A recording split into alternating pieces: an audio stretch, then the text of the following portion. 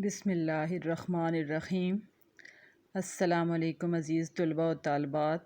آج ہم اردو کی 8ویں جماعت کی کتاب کے سبق نمبر 3 درد دل کے واسطے پیدا کیا انسان کو کی مشق کا جو باقی حصہ رہ گیا تھا صفحہ نمبر 16 سے، وہاں سے شروع کریں گے۔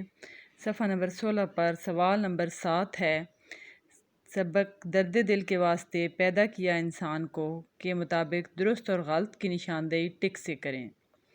یہاں بیانات دیے گئے ہیں، ان بیانات کو پڑھ کے آگے درست اور غلط لکھا ہوا ہے، تو ہم نے جو بھی درست ہوگا تو درست پر ٹک کر دیں گے، اور اگر غلط ہوگا تو غلط پر ٹک کر دیں گے۔ پہلا ہے جی، اللہ تعالیٰ نے انسان کو درد دل کے واسطے پیدا کیا ہے، تو یہ درست ہے، درست کو ٹک کر دیں۔ بے ہے جی، دنیا میں ہر انسان کسی نہ کسی طریقے سے دوسرے انسان کی مدد نہیں کر سکتا، یہ نہیں سے یہ جملہ غلط ہو گیا، تو غلط کو ٹک کر دیں۔ جیم، زمین والوں سے مہربانی کرنے والے پر اللہ تعالیٰ قیامت کے دن مہربان ہوگا، بالکل درست ہے جی، ہم نے سبق میں پڑھا ہے، زمین والوں سے مہربانی کرنے والے پر اللہ تعالیٰ قیامت کے دن مہربان ہوگا، درست۔ دال ہے، حضرت عثمان غنی رضی اللہ تعالیٰ عنہ نے کہا، اللہ تعالیٰ کا وعدہ ہے کہ وہ ایک کے بدلے میں 7 دے گا، یہ 7 سے جملہ غلط ہو گیا ہے، کیونکہ اللہ تعالیٰ کا وعدہ ہے کہ وہ ایک کے بدلے میں 10 دے گا، تو یہاں انہوں نے لکھا ہے 7 دے گا، لہٰذا دال والا جملہ جو چوتھا جملہ ہے یہ ہمارا غلط ہے۔ 5واں جملہ ہے، فتح مکہ کے موقع پر انصار کی جانب سے مہاجر صحابہ کی مدد کی نظیر ملنا مشکل ہے۔ یہ فتح مکہ کا موقع نہیں تھا، بلکہ ہجرت مدینہ کا موقع پر انصار کی جانب سے مدد کی گئی تھی مہاجر صحابہ کی، تو فتح مکہ لگانے سے یہ جملہ غلط ہو گیا، تو یہ 5واں جملہ غلط ہے۔ یہاں پر صفحہ نمبر 16 مکمل ہو گیا۔ اب ہم صفحہ نمبر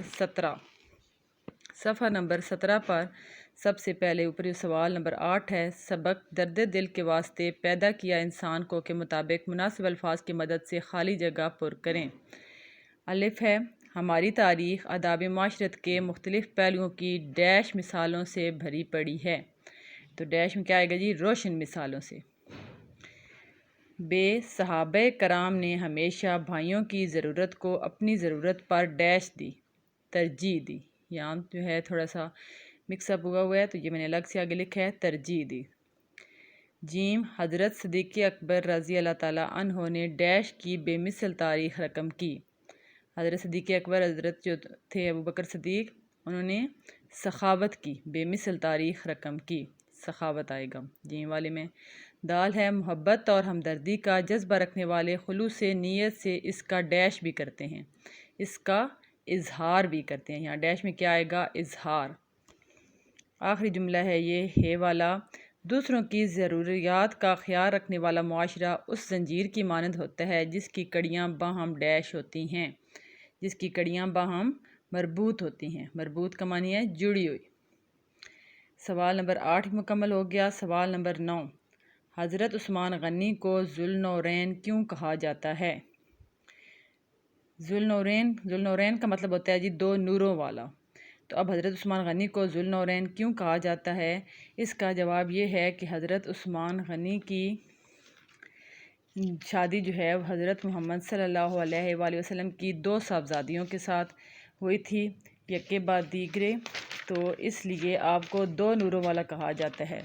پہلے حضرت محمد صلی اللہ علیہ وسلم کی بیٹی حضرت رقیہ جو تھیں وہ جو ہے حضرت عثمان غنی کے نکاح میں آئی تھیں، اور اس کے بعد حضرت ام کلثوم کے ساتھ جو ہے حضرت رقیہ کی وفات کے بعد جو ہے حضرت ام کلثوم کے ساتھ حضرت عثمان غنی کا نکاح ہوا تھا، اس لیے آپ کو 2 نوروں والا کہا جاتا ہے۔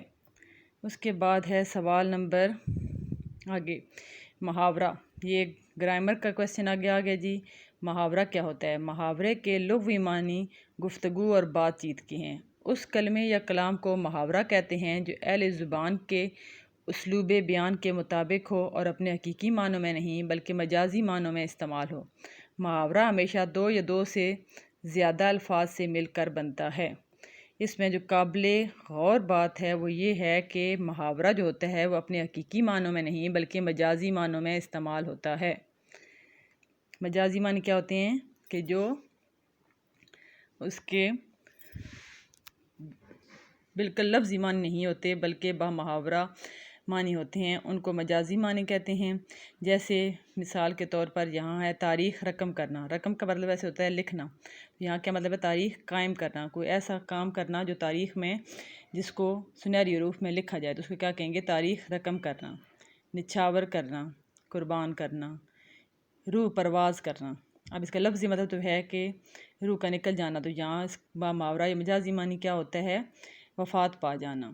دار فانی سے کوچ کرنا، دار فانی سے کوچ کرنا، وفات پا جانا۔ خاطر خواہ مدد کرنا، اپنی حیثیت کے مطابق مدد کرنا۔ قسم کھانا، وعدہ کرنا۔ گھوڑے بیچ کر سونا، بے فکر ہو کر سونا۔ پانی پانی کرنا، شرمندہ کرنا۔ پانی میں آگ لگانا، پانی میں آگ لگانا کا مطلب یہ ہے کہ غصہ دلانا۔ دال گلنا، بات بننا۔ خون سفید ہونا جو ہے رشتوں میں محبت اپنائیت ختم ہونا۔ مٹھی گرم کرنا، رشوت دینا۔ یہ تو انہوں نے مثال کے طور پہ دیے ہیں محاورے کو سمجھانے کے لیے کہ محاورہ ہوتا کیا ہے۔ انہوں نے ایک بات تو یہ بتائی ہے کہ یہ حقیقی معنوں میں استعمال نہیں ہوتا بلکہ مجازی معنوں میں استعمال ہوتا ہے، اور دوسرا کیا ہے کہ یہ دو یا دو سے زیادہ الفاظ سے مل کر بنتا ہے۔ تو یہ جو ہم نے محاورے مثال کے طور پر دیے گئے تھے، ان کو پڑھنے کے بعد امید ہے آپ کو محاورہ کی سمجھ آ گئی ہوگی۔ اب ہمارا آگے سوال نمبر 10 ہے، درج ذیل جملوں میں محاورے استعمال ہوئے ہیں، آپ ان جملوں میں محاورات کی نشاندہی کریں۔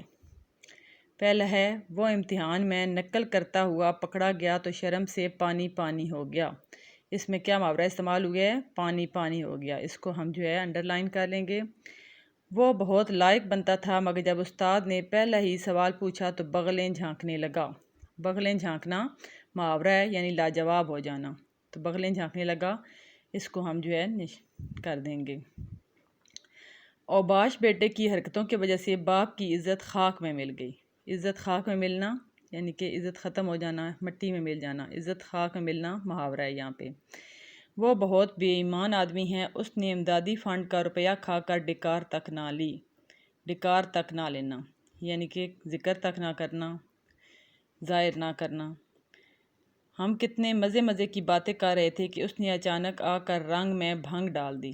رنگ میں بھنگ ڈال دی، یہ محاورہ ہے، رنگ میں بھنگ ڈالنا یعنی کہ سارا مزہ ختم کر دینا، سارا کرکرا کر دینا مزہ۔ آخری ہے جی صفحہ نمبر 17 پر، خان صاحب ایسی بھی کیا مصروفیت کہ آپ دوستوں کے لیے عید کا چاند ہو گئے۔ عید کا چاند ہونا یہ محاورہ ہے، عید کا چاند ہونا یعنی کہ بالکل نظر نہ آنا، بہت کبھی کبھار نظر آنا۔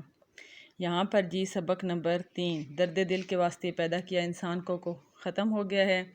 اب آپ نے آج جو کام کرنا ہے وہ سبق نمبر 4 پاکستان کے چند اہم تہوار، اس کی پڑھائی آپ نے کرنی ہے۔ جب آپ پڑھائی کریں گے تو پھر اس کے بعد ہم اس کی کل انشاءاللہ مشق کریں گے۔